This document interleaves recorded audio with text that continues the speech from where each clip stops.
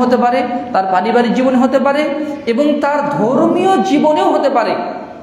এজন্য মানে এই অন্তরের যত রোগ আছে, অন্তরের মানুষের শরীরের যেভাবে রোগ হয়, মানুষের অন্তর ওইভাবে রোগাক্রান্ত হয়, ব্যাধিগ্রস্ত হয়। আর অন্তরে যত মারাত্মক লেভেলের যে রোগগুলো আছে, অসুস্থতাগুলো আছে, তার মধ্যে অন্যতম হচ্ছে অলসতা। যেমন শরীরের যত ধরনের রোগ আছে, সাধারণত কিডনির রোগ, তারপরে হার্টের রোগ, তারপরে হচ্ছে মানে আরও যে মারাত্মক মারাত্মক রোগ আছে, এগুলোকে মেজর মানে রোগ হিসেবে ধরা হয়। ক্যান্সার যে সহ যেগুলো রোগগুলো আছে, মানে দুরারোগ্য ব্যাধি যেগুলোকে বলা হয়, শরীরের যে রকম কিছু কিছু রোগ আছে দুরারোগ্য ব্যাধির মতো, জ্বর সর্দি কাশি এগুলো সাধারণ রোগ, কিন্তু দুরারোগ্য ব্যাধি আছে যেই রোগটা পরিবারের কারো হলে সবার কপালে চিন্তার ভাঁজ পড়ে যায়, না জানি আমাদের এই পরিবার সদস্যকে আমাদেরকে হারাতে হবে, প্রত্যেক মাসে কেমো দিতে হচ্ছে, ডায়ালিসিস করতে হচ্ছে। এগুলো মারাত্মক ধরনের রোগ, যার কারণে অর্থ নিঃশেষ হয়ে যাচ্ছে, শরীর শেষ হয়ে যাচ্ছে। কিন্তু এই রোগের কারণে বান্দা কিন্তু নেকি প্রাপ্ত হয়। আর মনের যে রোগগুলো আছে, ধ্বংসাত্মক দুরারোগ্য ব্যাধিগুলো আছে, তার মধ্যে অন্যতম দুরারোগ্য ব্যাধি হচ্ছে এই অলসতা। আব্দুল্লাহ ইবনে আব্বাস রাদিয়াল্লাহু আনহু বলেছেন, লিকুল্লি শাইইন আফাত, প্রত্যেক বিষয়ের কিছু মানে আফাত বিপদ আছে। ওয়া আফাতুল ইলমি আন নিসিয়ান, জ্ঞানের বিপদ হচ্ছে ভুলে যাওয়া। ওয়া আফাতুল ইবাদাতি আল কাসাল, আর ইবাদতের বিপদ হচ্ছে অলসতা করা। কেউ যদি দেখে ইবাদতে অলসতা এসেছে, তাহলে তাকে বুঝে নিতে হবে তার অন্তর একটা দুরারোগ্য ব্যাধিতে আক্রান্ত হয়েছে, যার আশু চিকিৎসা প্রয়োজন। চিকিৎসা যদি সে না করে আর ওই অবস্থাতে যদি পরপারে সফর দিতে হয়, তাহলে সে নির্ঘাত আল্লাহর কাঠগড়ায় তাকে দাঁড়াতে হবে, তাকে শাস্তির সম্মুখীন হতে হবে। এই অলসতা থেকে মানে নিজেকে হেফাজত করার জন্য, অলসতার রোগ থেকে নিজের অন্তরকে সুস্থ করে তোলার আগে আমাদেরকে জানা দরকার যে কি কি কারণে মূলত এই অলসতা আমাদের হৃদয়ে দানা বাঁধে। কিডনির রোগ আসলে কি জন্য হয়, হার্টের রোগ আসলে কি জন্য হয়। অনেক সময় ছোট ছোট ভিডিওতে দেখায় আপনার হার্ট সুস্থ আছে তো, দেখায় যে এই লক্ষণ যেগুলো আপনার মানে বুঝবেন যে আপনার হার্টের রোগ, আপনি এই কাজ করুন, সকালবেলা এটা করুন, বিকালবেলা এটা করুন, তাহলে আপনার হার্ট সুস্থ থাকবে, আপনার কিডনি সুস্থ থাকবে। মানুষ যারা স্বাস্থ্য সচেতন তারা অতি আগ্রহে ডাক্তারের, যারা বিশেষজ্ঞ ডাক্তার, তাদের এগুলো পরামর্শ শুনে যে কি কি করলে আমার হার্টটা সুস্থ থাকবে, আমার শরীরটা সুস্থ থাকবে, কি কি করলে আমি শারীরিকভাবে অসুস্থ হয়ে যাব। মানুষ কিন্তু বিশেষজ্ঞ ডাক্তারের কাছে এগুলো হাজার হাজার টাকা খরচ করে মানুষ এগুলো পরামর্শ নেয় শুধু এই শরীরটাকে সুস্থ রাখার জন্য। এই শরীরের চেয়েও মানুষের গুরুত্বপূর্ণ অংশ হচ্ছে মানুষের অন্তর, মানুষের হৃদয়, মানুষের কল্প। এটা যদি সুস্থ থাকে আর শরীর যদি একদম শুকে যদি কাটো হয়ে যায়, কোনো সমস্যা নেই, বিনিময়ে আল্লাহর কাছে উজরত নেকি পাওয়া যাবে। কিন্তু অন্তরটা যদি অসুস্থ হয়ে যায় আর বাহ্যিকভাবে জিম করে আর মানে অনেক কিছু খাওয়া দাওয়া পুষ্টিকর খাবার খেয়ে এই শরীরটাকে যতই নাদুস নুদুস করা হোক না কেন, আর যতই হ্যান্ডসাম করে তোলা হোক না কেন, অন্তর যদি ওই রোগে আক্রান্ত হয়ে যায়, তাহলে এই শরীরের কোনোই মূল্য নেই। ইন্নাল্লাহা লা ইয়ানজুরু ইলা সুওয়ারিকুম ওয়া আমওয়ালিকুম ওয়ালাকিন ইয়ানজুরু ইলা কুলুবিকুম ওয়া আমালিকুম। আল্লাহ তাআলা তোমাদের চেহারা সুরতকে দেখেন না, কে ফর্সা, কে ধলা, কে কালো, আর কার স্বাস্থ্য কত সুন্দর, কে উঁচু, কে লম্বা, আর কে কত সুন্দর, আর কার গায়ের জামা সুন্দর, মানে সমাজে স্ট্যাটাস কার বেশি আছে, সমাজের মর্যাদা কার বেশি আছে, কার ব্যাংক ব্যালেন্স বেশি আছে। আল্লাহ এটা দেখেন না। আল্লাহ কি দেখেন? ওয়ালাকিন ইয়ানজুরু ইলা কুলুবিকুম ওয়া আমালিকুম। তোমাদের হৃদয়ে লালিত ওই তাকওয়ার দিকে দেখেন, তোমাদের হৃদয়ের দিকে আল্লাহ তাআলা দেখেন, এই হৃদয়ে কোনো অসুস্থ রোগ আছে কিনা, এখানে তাকওয়া আছে কিনা, এখানে ঈমান আছে কিনা। এই মানে ক্যান্সার যদি হয়ে যায়, অন্তরে ক্যান্সার, এই মানে অলসতা যদি চলে আসে, আমাদের অন্তর আস্তে আস্তে মানে মৃত্যুর দিকে যাত্রা করতে শুরু করে। এই অলসতার মানে মোটা দাগে 6টা কারণ আছে, যেই কারণগুলোর মাধ্যমে মানুষের অন্তরে এই অলসতার রোগের দানা বাঁধে। প্রথম কারণ হচ্ছে পাপাচার, পাপ করা, যে কোনো ধরনের পাপ, সাগিরা গুনাহ থেকে কাবিরা গুনাহ, কাবিরা গুনাহ বেশি ধ্বংসাত্মক। যখনই মানুষ কাবিরা গুনাহ করে ফেলে, একদম তার পেটের ভিতরে একটা ছুরি চালিয়ে দিলে সে যেভাবে জখম হয়ে যায়, কোন রাস্তায় যদি একজন কোনো ডাকাত যদি তাকে এসে একদম উর্জুবুরি কয়েকটা ছুরিতে আঘাত করে, সে শারীরিকভাবে রক্ত ঝরে অসুস্থ হয়ে যায়। মানুষ যখন কাবিরা গুনাহ করে তার অন্তর করে এরকম একটা আঘাত আসে, তার অন্তরটা ক্ষত বিক্ষত হয়ে যায়, তার ট্রিটমেন্ট করতে হয়, তাওবা করতে হয়, তাওবার মাধ্যমে ট্রিটমেন্ট করতে হয়, কোরআন তেলাওয়াতের মাধ্যমে ট্রিটমেন্ট করতে হয়, আল্লাহর কাছে দোয়া ইস্তেগফারের মাধ্যমে ট্রিটমেন্ট করতে হয়। কিন্তু পাপ যদি বাড়তেই থাকে আর সে যদি তার চিকিৎসা না করে, তাহলে তার অন্তরটা রোগাক্রান্ত হয়ে যায়, সেখানে অসুস্থতার জীবাণু প্রবেশ করে এবং তার অন্তরকে একদম ছেয়ে ফেলে। এই জন্য যে কোনো ধরনের পাপ কাজ হয়ে যাওয়ার সাথে সাথেই তওবা করাটা ফরজ, পাপ থেকে বিরত থাকা ফরজ, আর পাপ হয়ে গেলে সাথে সাথে ওই পাপ থেকে তওবা করাও ফরজ। 2 নাম্বার কারণ হচ্ছে অন্তরে এই অলসতার জীবাণু প্রবেশ করার, সেটা হচ্ছে গাফলাতি। গাফলাতি হচ্ছে কোনো কিছুতে গাফেল হয়ে থাকা।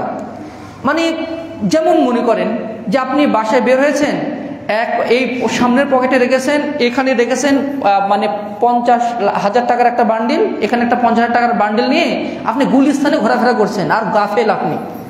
আপনার পকেটে একদম উপর পকেটে যে একটা আইফোন আছে, আপনি খেয়াল করছেন না, আপনি ঘোরাফেরা করছেন, বাসায় এসে দেখবেন যে আপনার পকেটে আইফোন নেই, আপনার পকেটের টাকাও নেই। কেন এটা হলো? আপনি গাফেল ছিলেন। গাফিল থাকার কারণে মূলত ওই আইফোনটা যত যত্নশীলতার সাথে রাখার দরকার ছিল, আপনি ওটাতে গাফিল ছিলেন।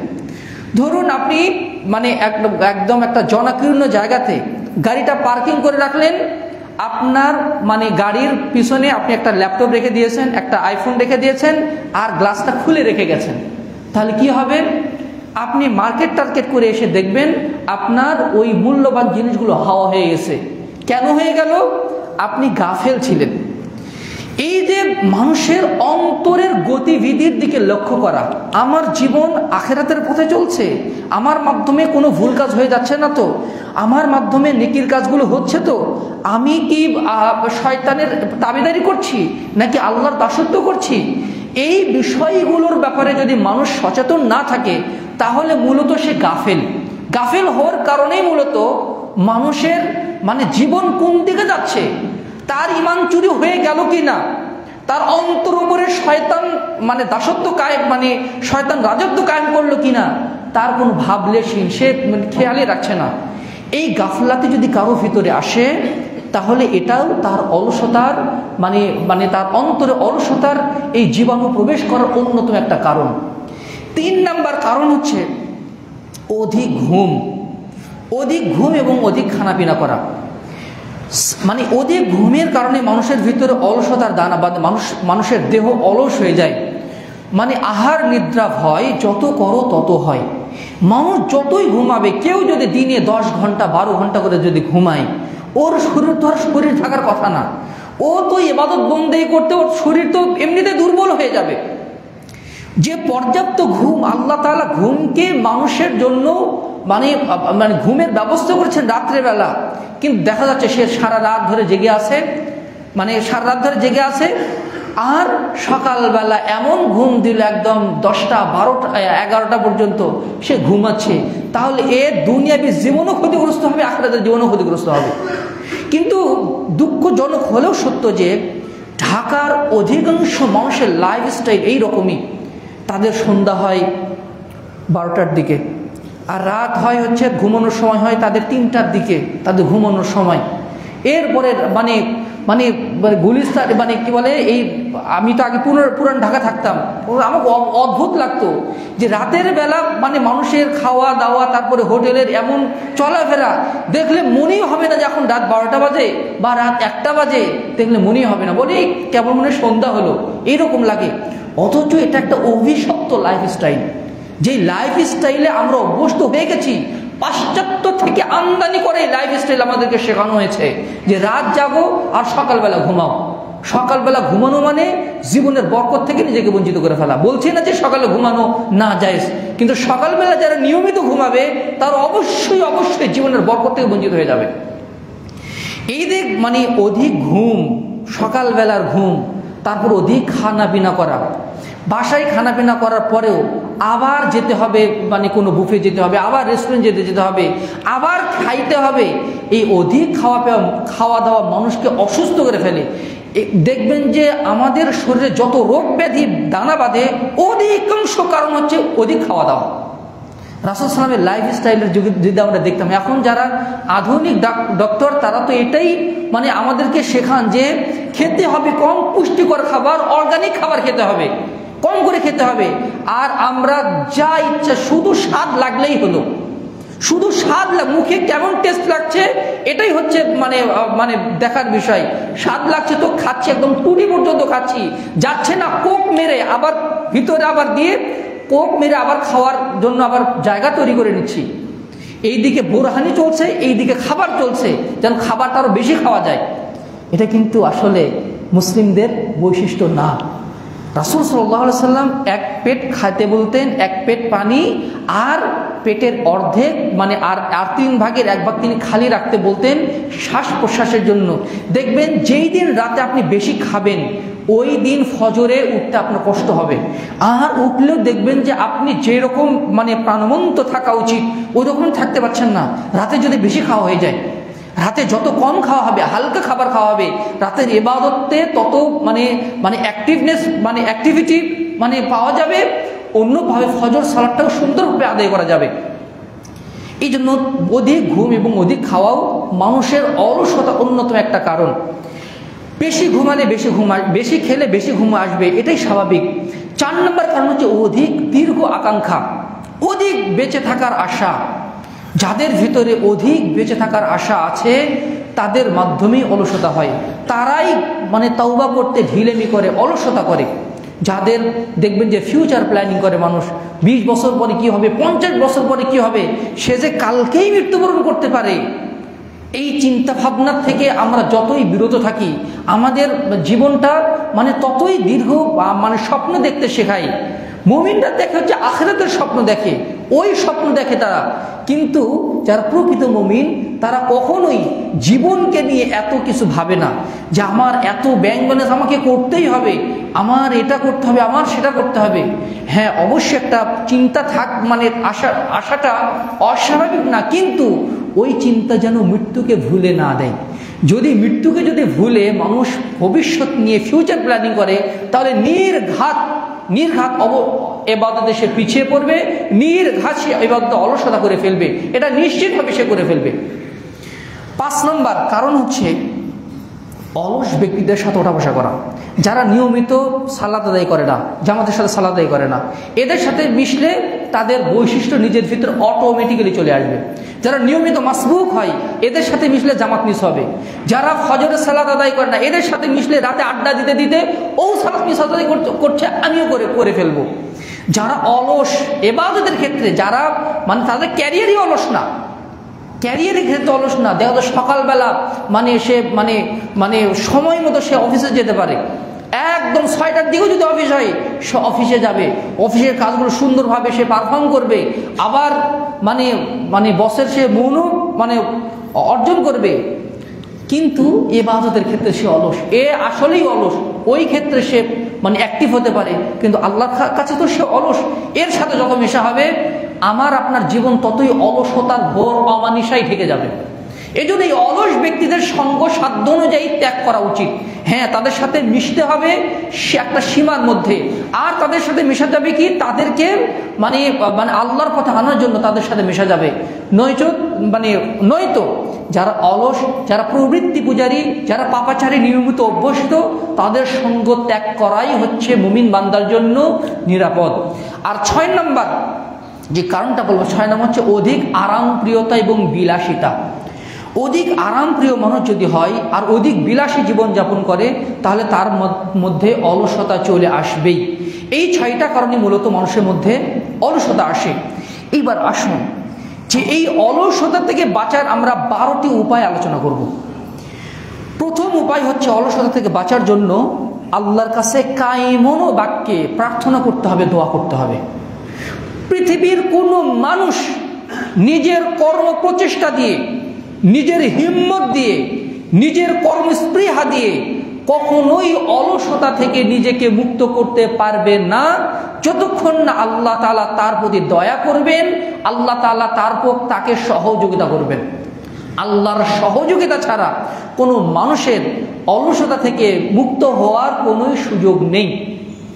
সহিহুল বুখারীর হাদিস, আনাস ইবনে মালিক রাদিয়াল্লাহু আনহু বলছেন, সহিহুল বুখারীর 2093 নম্বর হাদিস, যে রাসূলুল্লাহ সাল্লাল্লাহু আলাইহি ওয়াসাল্লাম যখন খায়বার যুদ্ধে যখন তিনি তিনি যাবেন, সফরের প্রাক্কালে তিনি তালহা ইবনে উবাইদুল্লাহ রাদিয়াল্লাহু আনহুকে বললেন, তালহা, আমার জন্য একজন খাদেম নিয়ে আসো যে সফরে আমার খেদমত করবে।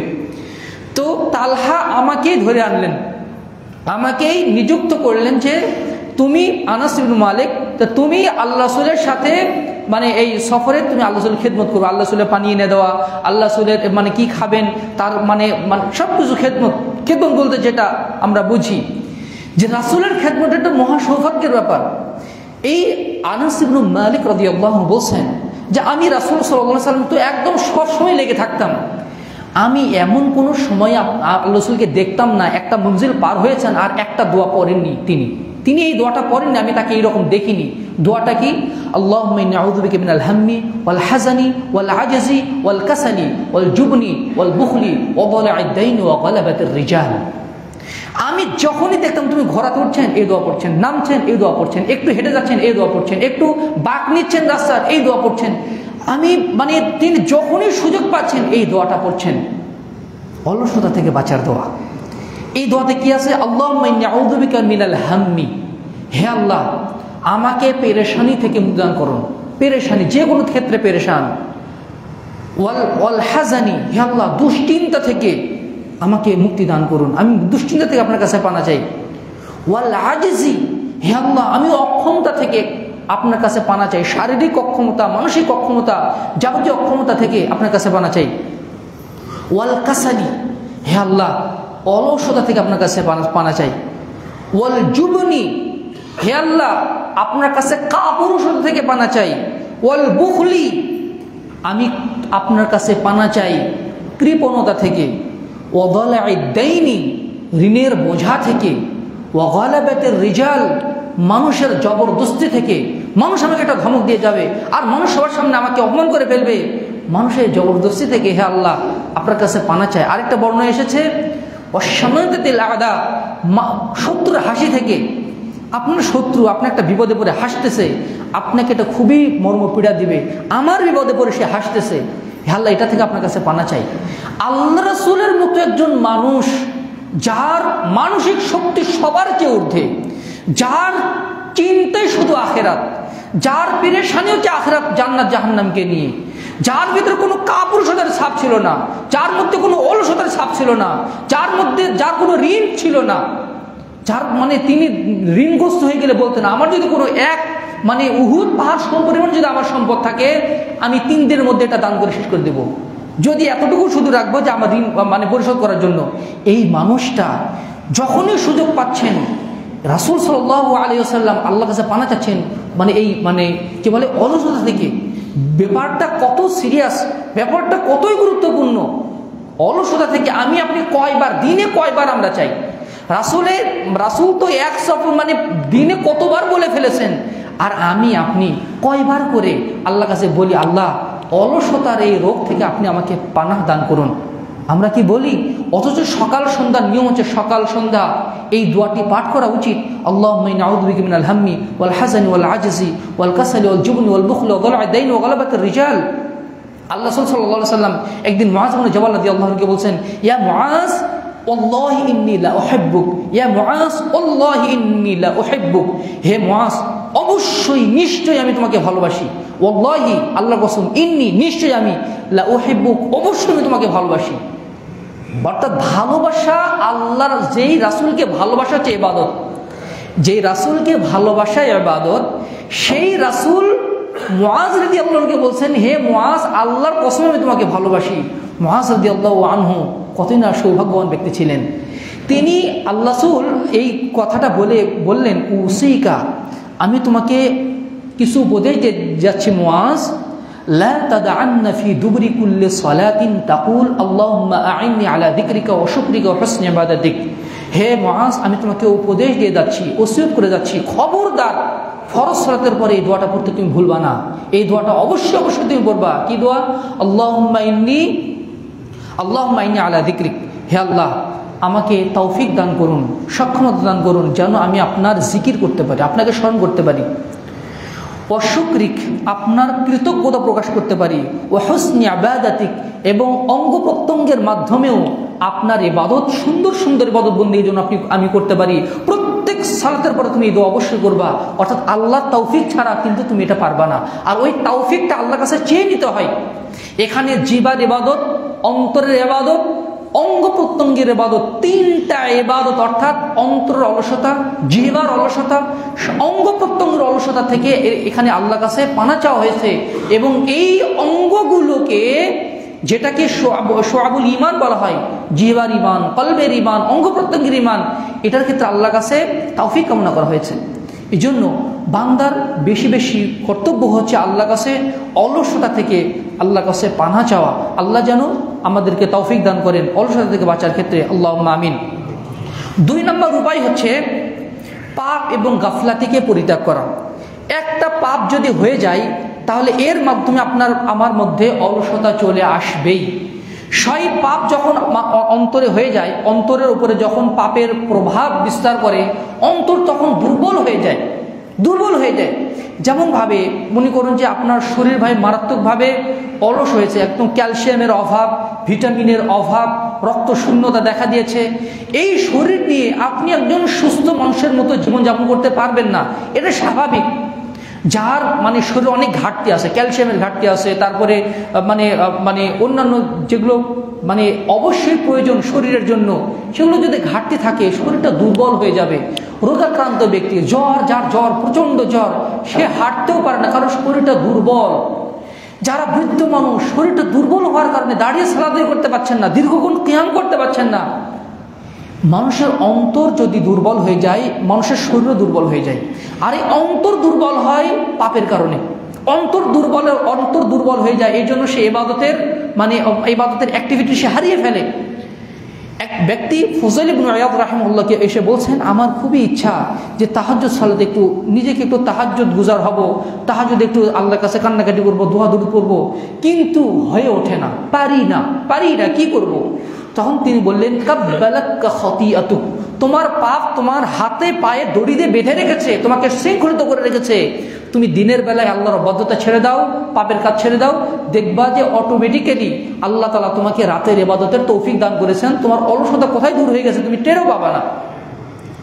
হারামুন আলাল কুলুবি তুসিবা হালাওয়াতাল ঈমান, কোন অন্তরের উপরে এটা হারাম যে সে ঈমানের স্বাদ আস্বাদন করবে আর সে দুনিয়ার প্রতি আসক্ত থাকবে, এটা সম্ভব নয়।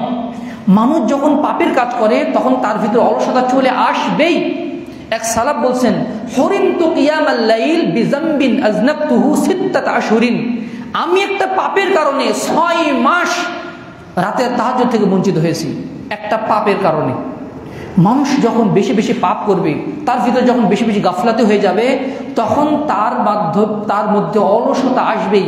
কোরআন তেলাওয়াতের ক্ষেত্রে তার অলসতা আসবে, সকাল সন্ধ্যার জিকির আজকার করতে সে ভুলে যাবে, অলসতা আসবে। কোনো দোয়া পড়তেও সে ভুলে যাবে, বাথরুমে ঢোকার দোয়া সে পড়তে ভুলে যাবে, তারপর খানাপিনার দোয়া পড়তে সে ভুলে যাবে। সে একটা ঘেরাটোপে আটকে যাবে শয়তানের পক্ষ থেকে যেটা আগত। মানুষ যত বেশি পাপ করবে, দুনিয়াবী জীবন তার জীবনটা তার জন্য তত সংকুচিত হয়ে যাবে। একটা মানুষকে যদি চারদিক থেকে যদি চেপে ধরা হয়, তার জীবনটা যেমন সংকুচিত হয়ে যায়। মানুষ যখন পাপের কাজ করে, আল্লাহর রহমত তার উপরে রহমত উঠিয়ে নেওয়া হয়, রহমত কমিয়ে দেওয়া হয়, সে সে সংকুচিত জীবনযাপন করে। এই জন্য পাপ যত কমানো যাবে, অলসতা থেকে ততই বিরত থাকা যাবে, অলসতা থেকে ততই মুক্তি পাওয়া যাবে, পাপ এবং গাফলাতি। 3 নাম্বার, 3 নম্বর উপায় হচ্ছে নেফাকি থেকে নিজেকে মুক্ত রাখা। নেফাকি মানে কি? একটা তো হচ্ছে আকীদাগত মুনাফিক, ভিতরে ভিতরে আমি মানে আল্লাহর অবাধ্যতা করি, মানে প্রকাশ্যে আমি আল্লাহর প্রতি ঈমান আনি, আর ভিতরে ভিতরে শিরকি কুফরি আকীদা পোষণ করি। এটা হচ্ছে আকীদাগত মুনাফিক। এরা চিরস্থায়ী জাহান্নামী, এরা কাফেরদের চেয়েও নিকৃষ্ট, যেটা আল্লাহ তাআলা কোরআনে বলেছেন। আরেকটা আছে যেটা হচ্ছে কর্মগত মুনাফিক। কর্মগত মুনাফিক কারা? যারা কথা বললে মিথ্যা বলে, আমানতের খেয়ানত করে। ভাই কালকেই টাকাটা দিয়ে দিব, ওই কালকে আর আসে না, কালকে আর আসে না, ফোন রিসিভ করে না, মানে কথার খেলাফ হয়ে যাচ্ছে। তারপরে কথা বলতে বলতে এমনিতেই মিথ্যা কথা বলে ফেলে, এমনিতেই মিথ্যা কথা বলে ফেলে, মানে বেরি হয়নি মানে বাসা থেকে, এই তো ভাই এই মানে বনশ্রী পার হয়ে গেছি, অথচ সে এখনো মেরা দিয়ে আসে, সে এখনো বাসাতে বসে আছে এমনিতে। এটা হচ্ছে মুনাফিকের লক্ষণ। যখনই এমনিতে মাশাআল্লাহ ভালো, এমনি মাশাআল্লাহ খুব সুন্দর করে কথা বলে, কিন্তু যেই না ঝগড়া হয় মুখ দিয়ে ফায়সা কথা বের হয়, মুখ দিয়ে ফায়সা কথা বের হয়। এটা মুনাফিক, মুনাফিকের আলামত এটা। আর কি? তার কাছে যদি কিছু আমানত রাখা হয়, সেটা কথার আমানত হোক, সেটা দায়িত্বের আমানত হোক, সে খেয়ানত করে ফেলে, সে খেয়ানত করে ফেলে। আবার সে সালাতের পরে গাফলাতি করে। এগুলো বৈশিষ্ট্য যদি কারো ভিতরে থাকে, তাহলে সে যেন মনে করে নেয় সে একজন মুনাফিক, সে একজন কর্মগত মুনাফিক। মুনাফিকের একটা বৈশিষ্ট্য তার মধ্যে আছে। এগুলো থেকে যদি তিনি বিরত না থাকেন, এগুলো থেকে যদি আমি বিরত না থাকি, তাহলে আমি অলসতা থেকে কখনোই বাঁচতে পারবো না। রাসূলুল্লাহ সাল্লাল্লাহু আলাইহি ওয়াসাল্লাম বলেছেন, মান সাররাহু আইয়ালকাল্লাহ গাদান মুসলিমান ফালইউহাফিজ আলা হাউলাই সালাওয়াত হাইসু ইউনাদা বিহিন্না। যে ব্যক্তি কিয়ামতের দিন আল্লাহর সাথে মুসলিম হিসেবে সাক্ষাৎ করতে চায়, সে যেন 5 ওয়াক্ত সালাত এই মসজিদে আদায় করে, যেখানে আযান দেওয়া হয় জামাতের সাথে সালাত আদায় করে। এই আব্দুল্লাহ ইবনে মাসউদ রাদিয়াল্লাহু আনহু বলছেন, আল্লাহ রাসূলের যুগে কেউ জামাতের সাথে সালাত থেকে পিছিয়ে থাকতেন না, ইল্লা মুনাফিকুন মা'লুমুন নিফাক। একদম চিহ্নিত মুনাফিক ছাড়া কেউ জামাতের সাথে সালাত থেকে নিজেকে বিরত রাখতেন না। যারা চিহ্নিত মুনাফিক, যাদের মুনাফিক হওয়ার ব্যাপারে সবাই জানে ও একজন মুনাফিক, সেই শুধু জামাতের সাথে সালাত আদায় করা থেকে বিরত থাকে। যার মধ্যে ফজরের সালাত, এশার সালাত এগুলো জামাতে তাকে পাওয়া যায় না, তাহলে সে একজন মুনাফিক। রাসূলুল্লাহ সাল্লাল্লাহু আলাইহি ওয়াসাল্লাম বলেছেন, লাইসু সালাতুন আসকালু আলাল মুনাফিকি মিনাল ফজর ওয়াল ইশা। মুনাফিকের উপরে সবচেয়ে ভারী সালাত হচ্ছে ফজর এবং এশার জামাতে হাজির হওয়া। লাউ ইয়ালামুনা মা ফীহিমা লাআতাউহুমা ওয়ালাউ হাবওয়া। যদি এই মুনাফিকরা জানতো যে ফজর এবং এশার জামাতে হাজির থাকার মধ্যে কত কল্যাণ আছে, ফজর এবং এশার জামাতে হাজির না থাকার মধ্যে কি সর্বনাশ রয়েছে, তাহলে তারা হামাগুড়ি দিয়ে হলেও মসজিদে এসে হাজির হয়ে যেত। আব্দুল্লাহ ইবনে মাসউদ রাদিয়াল্লাহু আনহু বলছেন, আমাদের যুগে যারা নেককার পরেজগার মানুষ ছিলেন, তারা যদি অসুস্থ হয়ে যেতেন, 2 জনের কাঁধে ভর করে হলেও তারা মসজিদে জামাতে এসে হাজির হতেন। এক একটা জামাতে হাজির হওয়া মানে, এক একটা জামাতে হাজির হওয়া মানে শয়তানের বিরুদ্ধে এক একটা পারমাণবিক যুদ্ধে বিজয় হওয়ার মতো। আপনি আমি যদি 1 ওয়াক্ত সালাত যদি জামাত মিস হয়, ওই ওয়াক্তেই আপনি আমি শয়তান আক্রমণের শিকার হবই হব। রাসূলুল্লাহ সাল্লাল্লাহু আলাইহি ওয়াসাল্লাম বলেছেন, মা মিন সালাসাতিন ফি ক্বরিয়াতিন ওয়ালা ফি বাদউইন লা তাকুমু ফীহিমুস সালাহ ইল্লা ইস্তাহওয়াযা আলাইহিম শাইতান। 3 জন লোক যদি কোনো মরুভূমিতে থাকে অথবা কোনো বিজন প্রান্তরে থাকে, তারা যদি জামাতের সাথে সালাত আদায় না করে, তাহলে শয়তান তাদের উপরে বিজয়ী হয়ে যায়, শয়তান তাদের উপরে বিজয়ী হয়ে যায়, আর তারা হয়ে যায় শয়তানের বাহিনীর লোক। আলা ইন্না হিজবাল্লাহি হুমুল আল্লাহ ইন্না হিজবাশ শাইতান। তারা হয়ে যায় শয়তানের মানে বাহিনীর লোক। এরা শয়তানের চেলাচামুন্ডা, এরা শয়তানের বাহিনীর লোক, যারা জামাতের সাথে সালাত আদায় করতে পারে না। এবার আমি আপনি নিজেকে প্রশ্ন করে দেখি তো, যে 5 ওয়াক্ত সালাত আমি জামাতের সাথে আদায় করতে পারছি কি না। আমাদের খাবার যদি হারাম হয়ে যায়, এটাও মুনাফিকের একটা লক্ষণ। খাবার হারাম হলে কিন্তু ইবাদতও কবুল হয় না, ইবাদতে অলসতা আসে, আবার দোয়াও কবুল হয় না। এই যে দেখেন গাজাতে মানুষ মরছে, কি দুর্ভিক্ষ, আল্লাহ তাদেরকে হেফাজত করুন। যে মানুষের যে কত বিপদ, মানুষ দোয়া করতেছে, দোয়া কবুল হচ্ছে না, দোয়া কবুল হচ্ছে না। এটার অন্যতম যতগুলো কারণ আছে দোয়া কবুল না হওয়ার, তার অন্যতম কারণ হচ্ছে মানুষের হারাম খাদ্য, মানুষের হারাম খাদ্য, মানুষের হারাম খাদ্যের মাধ্যমে সে তার দোয়াটাকে আটকে রেখেছে, দোয়া কবুল হচ্ছে না। ওই যে একজন ব্যক্তি যে সফরে আসে, যে সফরে থাকলে অবশ্যই দোয়া কবুল হয়, হাত তুলে দোয়া করলে আল্লাহ তাআলা ওই হাত কখনোই ফিরে দেন না। হাত তুলে দোয়া করছে খোলা খোলা আকাশের নিচে, একদম বিধ্বস্ত অবস্থায়, অথচ আল্লাহ তাআলা তার দোয়া কবুল করছেন না। তার গায়ের পোশাক হারাম, খাবার পানীয় হারাম, পেটের মানে সব কিছু তার হারাম, দোয়া কবুল হচ্ছে না। এই জন্য এটাও একটা কারণ। সুতরাং 5 ওয়াক্ত সালাতের ব্যাপারে যার পরনায় সিরিয়াস থাকা আবশ্যক, আবশ্যক। 5 ওয়াক্ত সালাতের ব্যাপারে সালাফগণ এত সিরিয়াস থাকতেন। সিরিয়ার একজন গভর্নর তিনি বলছেন, আমি আমার জীবনে মাত্র 2 ওয়াক্ত সালাত একাকী আদায় করেছি। যখন তার বয়স 90 বছর, তিনি বলছেন আমি আমার জীবনে মাত্র 2 ওয়াক্ত সালাত একাকী আদায় করেছি। আমার মনে হয়েছে 2 ওয়াক্ত সালাতই আমি আদায় করিনি। একাকী আদায় করেছেন জীবনে মাত্র 2 ওয়াক্ত সালাত। তাদের জীবনের লাইফস্টাইলটা কেমন ছিল। আরেকজন মানে তাবিঈ, তিনি মানে স্বর্ণকারের কাজ করতেন। স্বর্ণকারের কাজ করতেন তো মানে স্বর্ণের উপরে হাতুড়ি মেরে তো একটা শেপ দিতে হয়।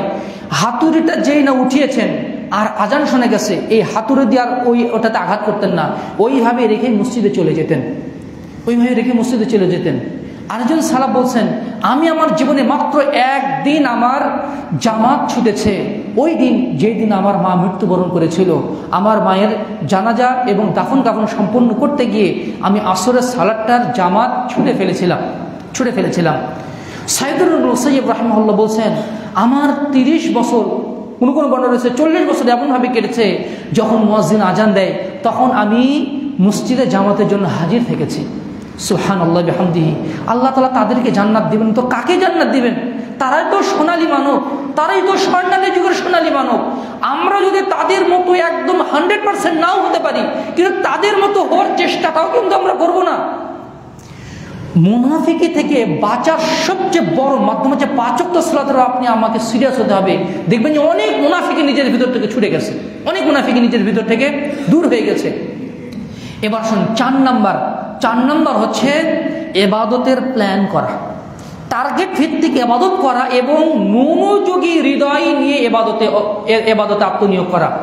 টার্গেট করা যে আমি এই সপ্তাহে ইনশাআল্লাহ 1 ওয়াক্ত সালাতও আমি জামাত ছাড়া পড়বো না। মনে করুন যে ধরুন যে আপনি কোন একটা কাজে আটকে গেছেন, জামাত মিস হয়ে গেছে, মসজিদে আসলেন, কেউ সালাদাই করেছে, ভাই আসেন তো আমি জামাত ছুটে গেছে, আপনি আমার সাথে সালাদাই করেন। তাকেও আপনি জামাতে সামিল করে নিজের জামাতের সবটা নিকিটা অর্জন করতে পারবেন। আবার মনে করুন যে আপনি বাসায় চলে আসছেন, স্ত্রীকে বলবেন যে আসো, মানে তুমি তো সালাদাই করেছো, আমার সাথে আবার সালাদাই করো। ছেলে আছে, তুমি সালাদাই করেছো, আশাই করছো, আমার সাথে আবার আদায় করো, যেন আমিও জামাতের সাথে সালাদ আদায় করার নিকিটা পেয়ে যাই। একাকী যেন সালাত না হয় এবং একটা প্ল্যান যেন থাকে। দেখবেন যে আপনি যখনই প্ল্যান করবেন, আমরা কিন্তু এবার মানে ব্যবসার ক্ষেত্রে প্ল্যান করি যে এই মাসের মধ্যে আমাকে এটা করতে হবে, আগামী 1 বছরের মাধ্যমে আমার ব্যবসাটাকে এই পর্যায়ে নিয়ে যেতে হবে। আমাদের কিন্তু অনেক প্ল্যান থাকে, এটা ক্ষতিকর বলছি না, কিন্তু ইবাদতের ক্ষেত্রে প্ল্যান থাকাটাও আবশ্যক। কোনো ক্ষেত্রে ওয়াজিব যে আমি আগামী মানে আমার মাধ্যমে এই গাফলাতিটা বেশি হয়ে যাচ্ছে, আমার মাধ্যমে এই পাপটা বেশি হয়ে যাচ্ছে, ইনশাআল্লাহ দেখি এই কয়েকদিন আমি এই পাপ কাজটা করবো না।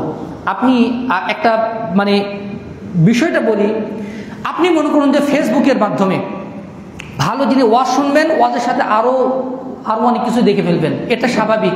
কেউ মানে স্ক্রলিং করবে আর কোনো বেগান নারী তার চোখের সামনে ভাসবে না, এটা অসম্ভব। আপনি যদি এটা টার্গেট করেন যে আমি আগামী 2 দিন আমি ফেসবুকে ঢুকবো না, আমি ইউটিউবে ঢুকবো না, যত আমার প্রয়োজন থাক, আপনি 2 দিন একটু এইভাবে করেন আর জিকির আজকার করেন, দেখবেন যে আপনি মিরাকল দেখতে পাবেন, মিরাকল দেখতে পাবেন। আর যদি একটা 1 সপ্তাহ কন্টিনিউস করতে পারেন, জীবনকে একটা পর্যায়ে দেখতে পাবেন, আপনি একটা পর্যায়ে দেখতে পাবেন যে আপনি সামাজিক যোগাযোগ পদ্ধতি একদম ডিসকানেক্টেড করে দেন। পৃথিবীর কোথায় কি হচ্ছে না হচ্ছে এটা কিন্তু আমাদের মস্তিষ্কের উপর একটা প্রভাব ফেলে, আমাদের চিন্তা জগতে একটা প্রভাব ফেলে। আমার বন্ধু কি করতেছে, ও কোথায় খেতে গেছে, ও বউকে নিয়ে কোথায় ঘুরতে গেছে, এগুলো কিন্তু আমাদের ইবাদতের ক্ষেত্রে একটা বিঘ্নতা তৈরি করে।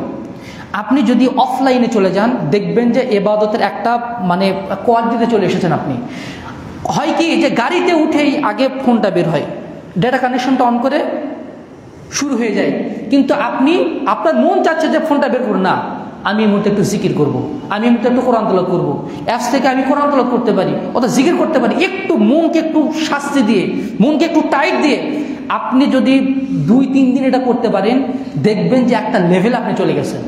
আর তখন আপনার মন চাবে মাঝে মাঝে আমি এইরকমভাবে অফলাইনে চলে যাই। এটা নিজেকে এই বর্তমান যুগে নিজেকে শায়েস্তা করা, নিজেকে একটা সঠিক পথে নিয়ে আসার অন্যতম একটা মাধ্যম, যেটা আমি মাঝে মাঝে ফলো করি এবং আলহামদুলিল্লাহ এটার মাধ্যমে একটা ভালো একটা রেজাল্ট পাওয়া যায়। যদি এই ডুবটা দেওয়া, যদি আপনি যারা অনলাইনে বিজনেস করেন তাদের ক্ষেত্রে সেটা ভিন্ন কথা, এটা তাদের ক্ষেত্রে কঠিন হতে পারে, কিন্তু যদি এটা করা যায় তাহলে এটা কিন্তু অনেক ফায়দা দেয়। বিশেষ করে অন্তরকে শাসানোর ক্ষেত্রে কোথায় কি হচ্ছে এটা জানার দরকার নাই। অনেক সময় নিজেকে নিয়েই ব্যস্ত থাকা উচিত। আমি কি করছি, আমার সালা ঠিক হচ্ছে কিনা, আমি জিকির আজকার করছি কিনা, আজকে সকালে জিকির হয়েছে কিনা, আমার কোরআন তেলাওয়াত হয়েছে কিনা। দেখবেন যে যখন আপনি সামাজিক যোগাযোগ মাধ্যম থেকে নিজেকে দূরে ফেলবেন, দেখবেন যে কোরআন তেলাওয়াতের সময় আপনার বের হয়ে গেছে, জিকির আজকার করার সময় বের হয়ে গেছে। তারপরে আল্লাহ 5 ওয়াক্ত সালাতের উপর আপনার মনোযোগ কয়েক গুণ বেড়ে যাবে, মনোযোগ আপনার কয়েক গুণ বেড়ে যাবে, সালাতের মনোযোগ আমি গ্যারান্টি দিয়ে বলতে পারি। এই যে প্ল্যান যদি আপনি করেন এইভাবে যে আমি এই 1 মাসের মধ্যে আমি এই পাপ কাজটা করবো না, আপনি যদি এইভাবে নিজেকে আস্তে আস্তে, যেমনভাবে কারো ধূমপান করার অভ্যাস, আপনি আগে লং টার্ম একটা নিজের সাথে একটা বোঝাপড়া করেন যে আমি এই 2 দিন নিজেকে যে কোনোভাবে আমি কন্ট্রোল করব। তারপরে হয়তো বা বেশি অ্যাডিক্টেড হয়ে গেলে সে হয়তো আবার চলে যাবে।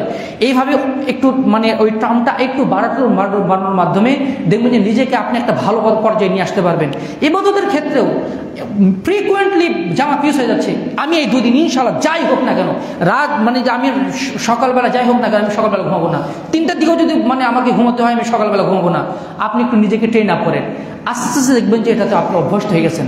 মানুষ নিজেকে যেটাতে অভ্যস্ত করবে এটাতেই সে অভ্যস্ত হতে পারবে।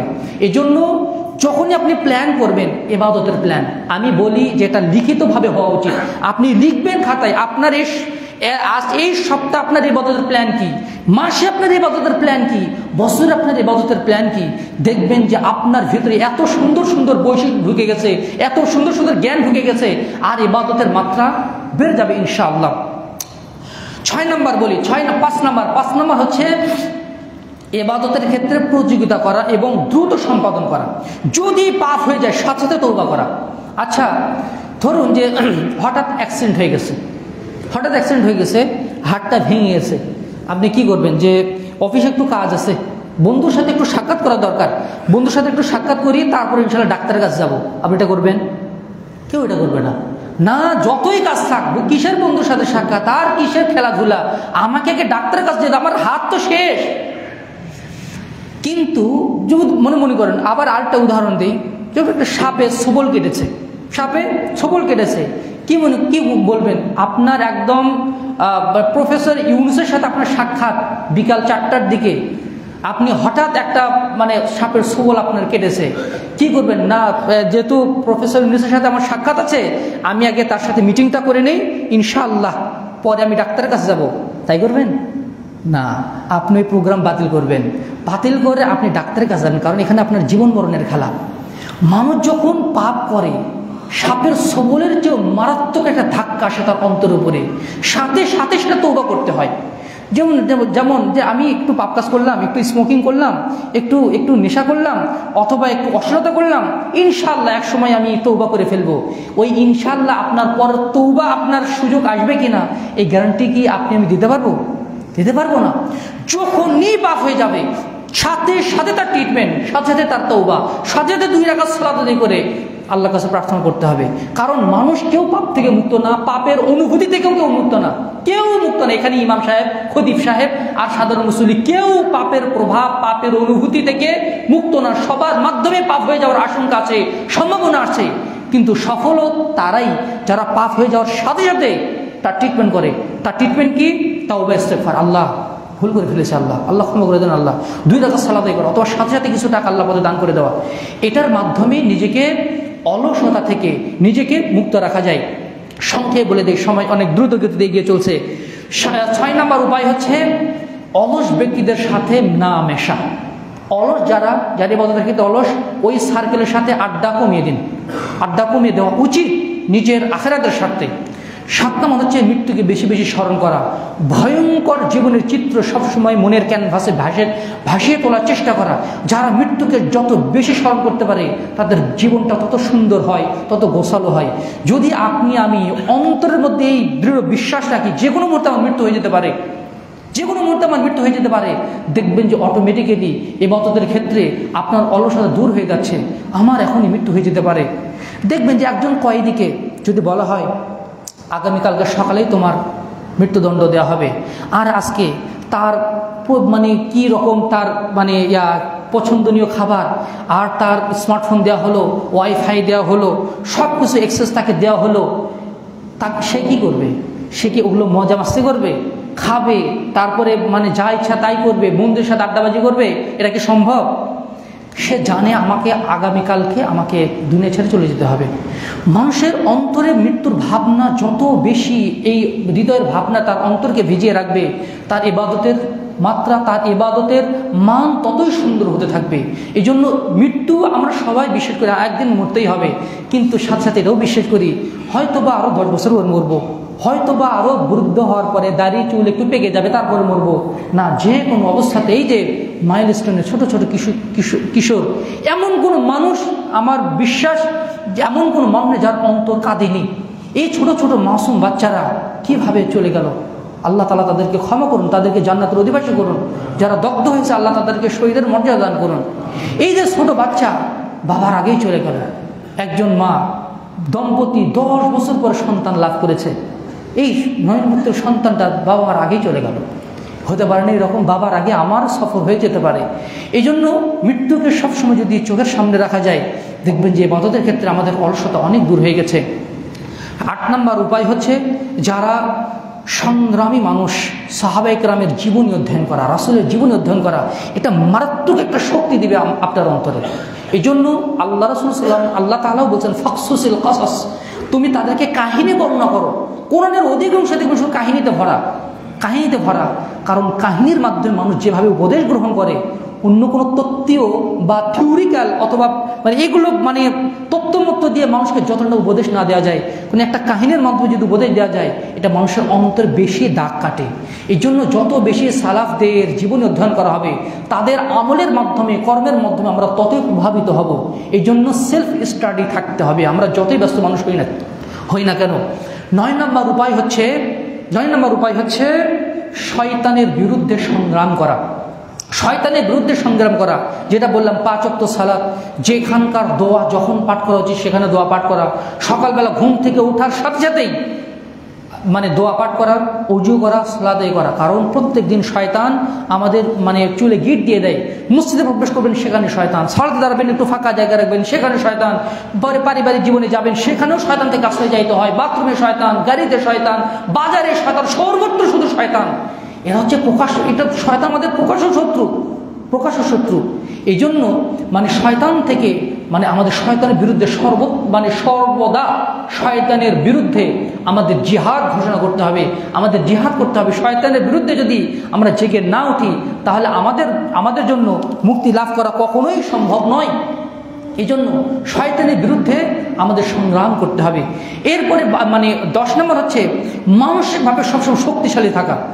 আব্দুল্লাহ ইবনে আব্বাস এটা অপছন্দ করতেন যে ইন্নী কাসলান, আমি অলস। ভাই আমি একজন অলস মানুষ, ভাই আমি জেনারেল করছি, আমাকে এত দিন জানা সম্ভব? এই হীনমন্যতায় ভুগবেন তো আপনি শেষ। শয়তান এই হীনমন্য ব্যক্তিদের মাধ্যমেই তার দিনদারিতাকে ধ্বংস করে। আমি জেনারেল করেছি তো কি হয়েছে, আমার মাধ্যমে দিন জানা সম্ভব, আমিও পারবো ইনশাআল্লাহ। এই যে আমিও পারবো, এই কথা একদম অ্যাটমিক বোমার চেয়েও শক্তিশালী মানুষের জীবনে।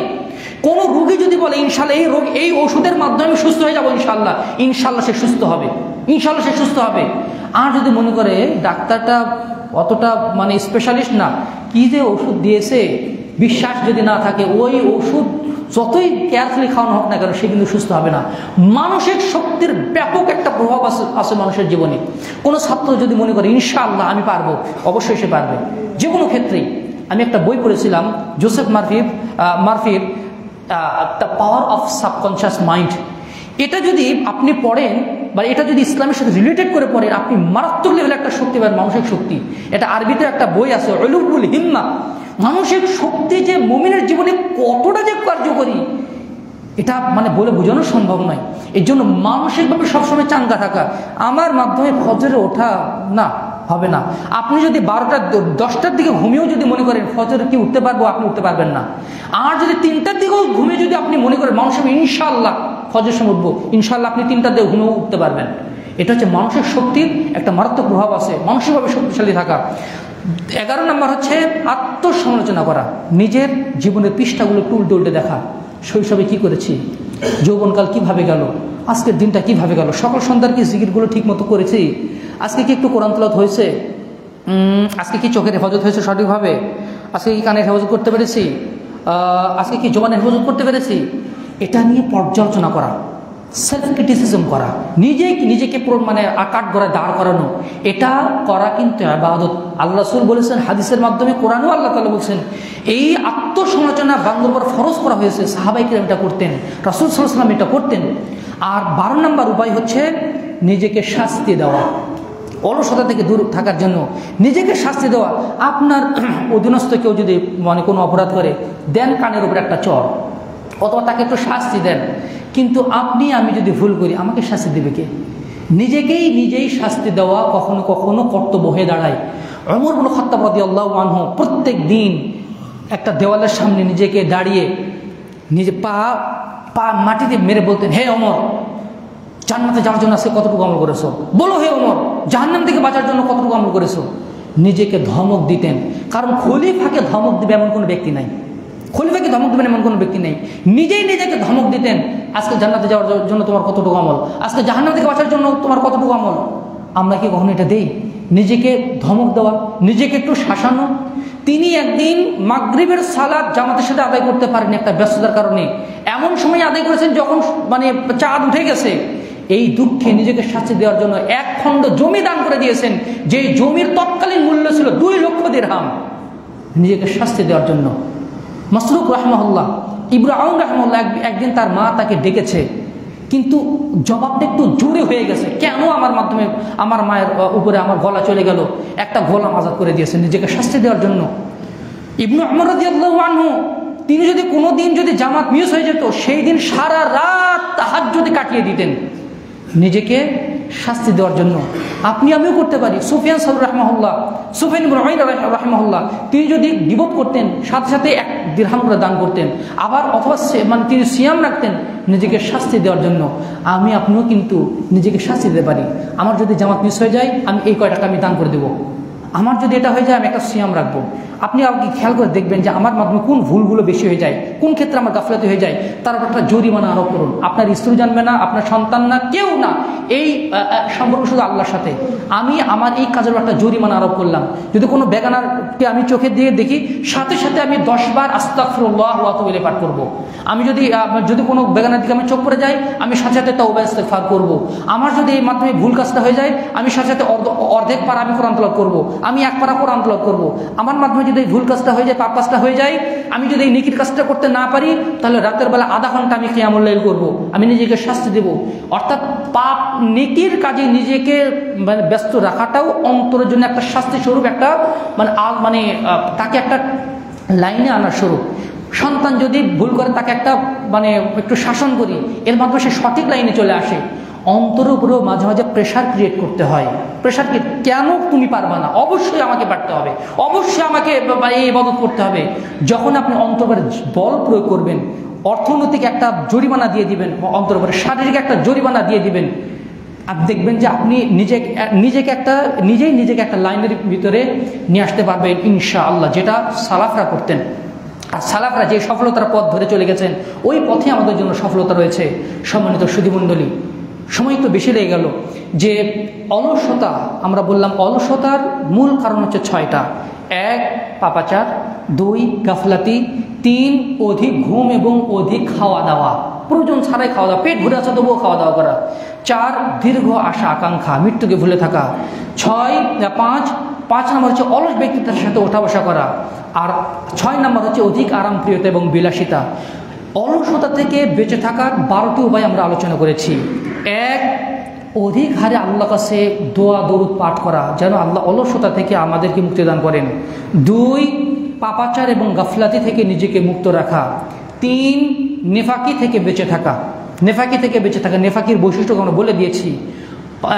4 নম্বর হচ্ছে এবাদতের প্ল্যান করা, এবাদতের টার্গেট করা এবং সালাতে এবাদতে মনোযোগী অন্তর নিয়ে এবাদত বন্দী করা। 5, এবাদতের ক্ষেত্রে প্রতিযোগিতা করা, কোনো ভুল হয়ে গেলে সাথে সাথে তওবা করা, এবাদতের সুযোগ আসার সাথে সাথে সেটা পারফর্ম করে ফেলা, সেটা সম্পাদন করে ফেলা। 6, অলস ব্যক্তিদের সাথে ওঠা বসা না করা, মেলামেশা না করা, আড্ডা না দেওয়া। 7, মৃত্যুকে অধিক হারে স্মরণ করা, মৃত্যুর ভয়ঙ্কর, কিয়ামতের ভয়ঙ্কর পরিস্থিতি নিয়ে চিন্তা ভাবনা করা। 8, যারা সংগ্রামী ব্যক্তি ছিলেন, সাহাবায়ে কেরাম, তাবিঈনে আযম, নবী রাসূলদের কাহিনী অধ্যয়ন করা। 9 নম্বর হচ্ছে আন্তরিকভাবে শক্তিশালী থাকা, হিম্মত রাখা, যে ইনশাআল্লাহ আমি ইবাদত করতে পারবো, ইনশাআল্লাহ এই পাপ থেকে আমার বিরত রাখা সম্ভব, যতই আমার অভ্যাসে পরিণত হোক না কেন, ইনশাআল্লাহ আমার মাধ্যমে সম্ভব, ইনশাআল্লাহ সে পারবে। আর 10 নম্বর হচ্ছে শয়তানের বিরুদ্ধে সংগ্রাম করা। 5 ওয়াক্ত সালাত, আমি বলেছি 5 ওয়াক্ত সালাত, 1 ওয়াক্ত সালাত জামাতের সাথে আদায় করা মানে শয়তানের বিরুদ্ধে একটা পারমাণবিক যুদ্ধে বিজয় লাভ করার মতো। 5 ওয়াক্ত সালাতের ব্যাপারে যার কারণে সিরিয়াস থাকতে হবে। 11 নম্বর হচ্ছে আত্মসমালোচনা করা, সেলফ ক্রিটিসিজম করা। আর 12 নম্বর হচ্ছে কোনো ভুল ত্রুটি নিজের ভিতরে দেখা দিলে নিজেই নিজেকে শাস্তির আওতায় নিয়ে আসা। আল্লাহ তাআলা আমাদেরকে এই 12টি উপায় অবলম্বনের মাধ্যমে আমাদের জীবনকে অলসতা মুক্ত করুন। আল্লাহুম্মা আমিন। আকুলু কওলি